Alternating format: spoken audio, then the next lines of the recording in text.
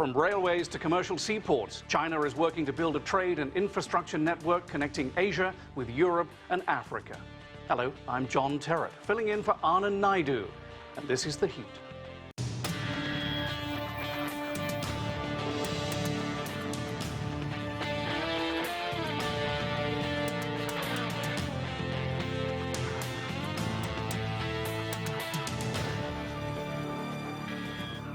China's Belt and Road Initiative is one of the most ambitious development projects and is the centerpiece of Chinese President Xi Jinping's foreign policy.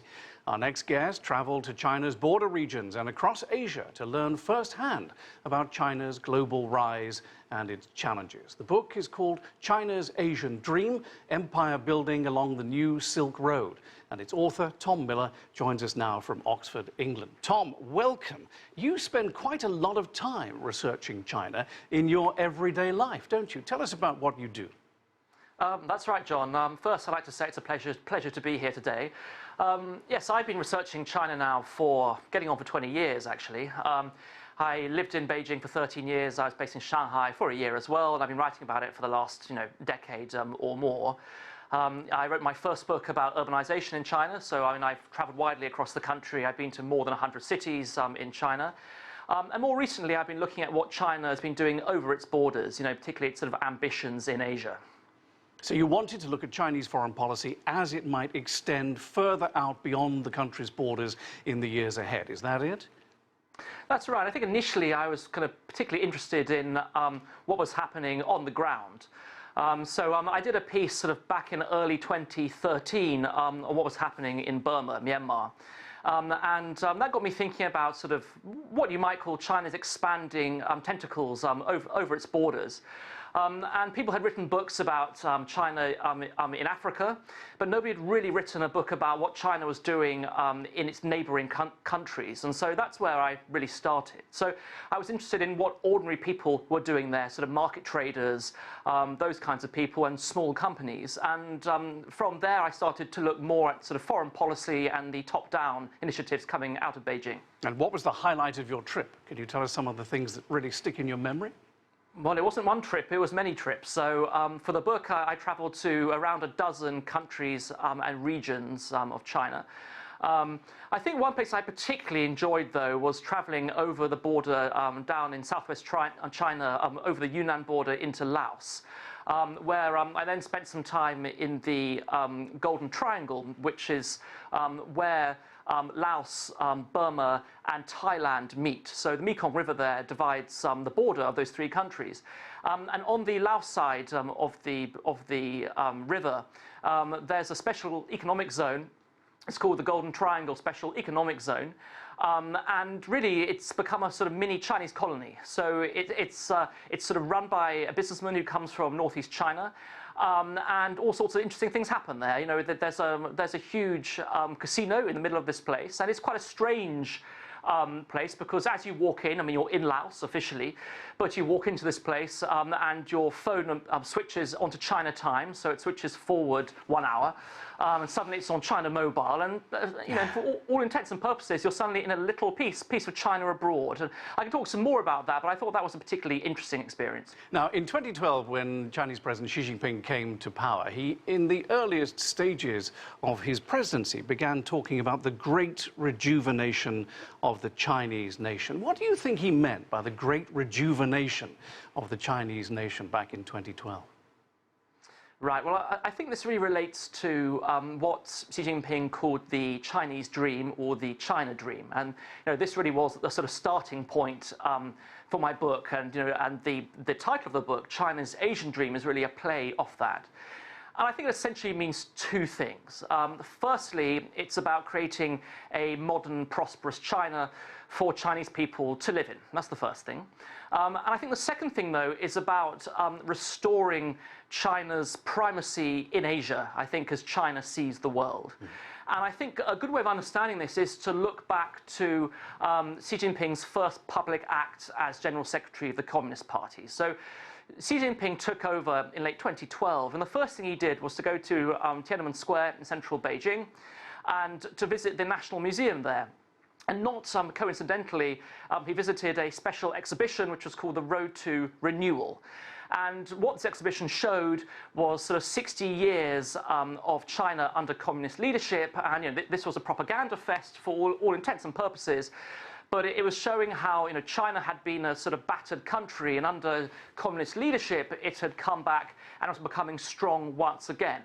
And I think that's the sort of starting point for kind of Xi Jinping's Chinese or China's Asian dream. Right. I think he wants to take that as a springboard, and to make China the strongest country in Asia once again, as in Chinese history it was deemed to be. Right. Well, there was the century of national humiliation, and I'm sure that he wants to try to correct that in some way during his tenure. You talk in the book about President Xi Jinping talking really about Chinese history in 3 lots of 30 years. Under Mao, the country was stopped from being invaded, essentially. Under Deng, the country was opened up to international business really for the first time.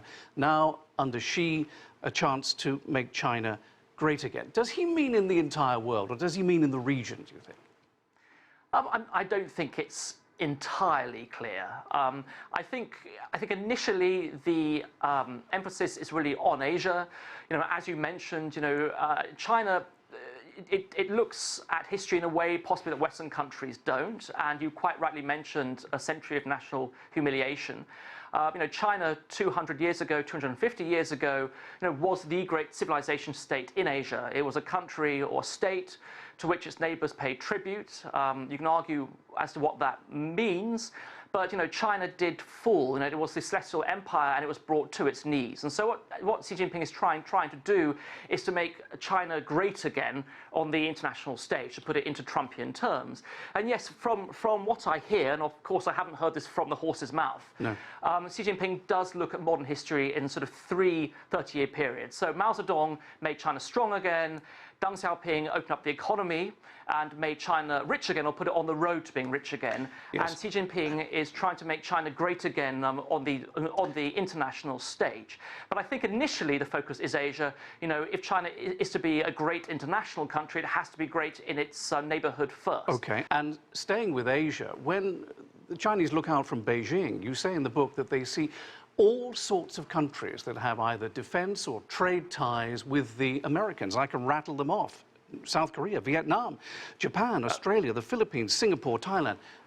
Does this color the judgment when you're standing in Beijing about how surrounded you feel in the international community? I think absolutely. I think the way the Western world often looks at China is it sees it as a threat. The reason it sees it as a threat is clearly because ideologically, it comes from a different place. It is a communist, authoritarian country, and that's something that Western democracies have trouble with. That's certainly the case. And of course, China is rising, and it is powerful now, and will be much more powerful, everyone thinks, in the future. So that's how the Western world views China, but it's very different, I think, from the Chinese perspective. Yes, from Beijing, you look out and you see yourself surrounded. And I think, rather than feeling like this great sort of powerful nation, often China actually feels quite weak. It feels that it has to protect itself first and foremost. And so I think that does colour the way it sees the world, absolutely. So, Tom, just take a breather for a second, because we're going to hear from President Xi himself now at Davos, Switzerland in 2017, when really for the very first time, China seemed to take over from the Americans as the protector of international trade and globalization. Take a listen. 带来了新问题。 It's true that economic globalization has created new problems, but this is not justification to write it off altogether. Rather, we should adapt to and guide economic globalization. Pursuing protectionism is like locking oneself in a dark room. Wind and rain may be kept outside, but so is light and air. No one will emerge as a winner in a trade war. Tom, people heard that and they said, wait, what did he just say? I mean, that was a remarkable statement for a country that is still officially a developing nation, wasn't it? I think it's remarkable in the sense that if you look back at Chinese foreign policy until relatively recently, until Xi Jinping actually took over, China's official policy was to hide its light under a bushel. It didn't want to go out there and make the headlines. It wanted to sort of sit back and get rich at home. That was the idea. Xi Jinping has changed that entirely. So, he wants to be an international leader. He wants to burnish his leadership credentials on the international stage. He wants China now to lead. And I think, we saw evidence for that at Davos. Having said that, I don't think it's surprising, though, to hear Xi Jinping sort of defending free trade. If you look at how China's got rich over the last 20 or 30 years, it's got rich on the back of free trade. It's done very, very well out of trade. And I think it's not actually that surprising to hear Trump saying different things, because he was elected by the people who have done much more badly out of globalization. But I think there's one point that should be made here, that I think it's very good that Xi Jinping is out there and he is pushing for global trade. I think that's very, very important. But he does also talk about sort of investment, and he criticizes investment protectionism. He says countries should be open to investment as well. And certainly there's been a lot of foreign investment in China. But it is also the case that China is also still quite protectionist when it comes to investment. There's no reciprocity there. It's all very well for Chinese companies to go out and buy, say, tech firms in the US and in Europe, but those firms couldn't buy similar companies in China. OK, Tom, thanks for the time being. His book is called China's Asian Dream. Next, we'll discuss the success of China's own multilateral development bank. Stay with us. You're watching The Heat.